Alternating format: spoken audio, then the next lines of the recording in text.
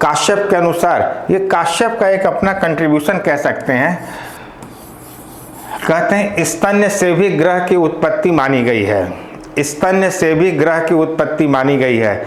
स्तन में किस रस की प्रधानता है, अगर उस स्तन्य का पान बालक करता है तो उसमें ग्रह की उत्पत्ति हो सकती है। अब यहाँ से भी एक छोटा सवाल हमको मिलता है, तिक्त और कटु स्तन्य से शकुनी की उत्पत्ति। ध्यान से देखिएगा, बहुत बार पूछा गया सवाल है। अगर तिक्त व कटु स्तन्य का सेवन बालक करता है तो संभावना है शकुनी ग्रह उत्पन्न होने का। मधुर और कटु स्तन्य का सेवन करता है तो पूतना से पीड़ित होने की संभावना होगी।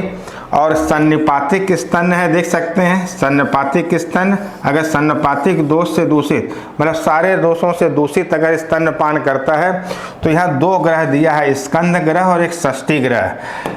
अब देखिए, अगर सुश्रुत को आप मानते हैं तो सुश्रुत ने ग्रहों में श्रेष्ठ किसको कहा है, स्कंद को कहा हुआ है। तो चूंकि सन्निपातिक स्तन्य होगा तो ग्रह भी कैसे होंगे, बड़े वाले ग्रह होंगे। तो सुश्रुत ने स्कंद को श्रेष्ठ माना है और आचार्य काश्यप ने षष्ठी या रेवती ग्रह को श्रेष्ठ मानते हैं। तो आपसे अगर कभी पूछा गया कि सन्निपातिक स्तन्यपान करने से किस ग्रह से उत्पत्ति की पीड़ित होने की संभावना है, तो एक स्कंद, दूसरा षष्ठी। षष्ठी को ही हम क्या कहते हैं, रेवती कहते हैं। ठीक है, तो अब देखिए यहाँ पर कैसे याद कर सकते हैं, लिख लीजिए शकती,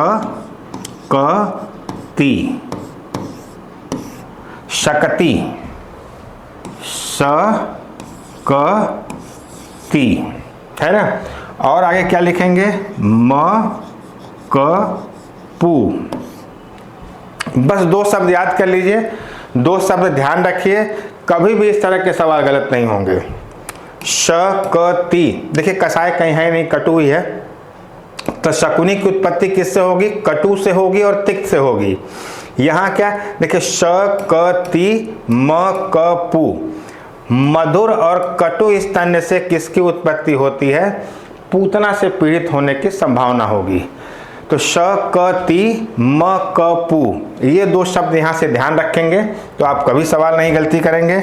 और सन्निपातिक स्तन्य की अगर हम बात करें तो दो ग्रह श्रेष्ठ हैं, स्कंद ग्रह और षष्ठी ग्रह। षष्ठी को ही हम क्या कहते हैं, रेवती कहते हैं। ठीक है,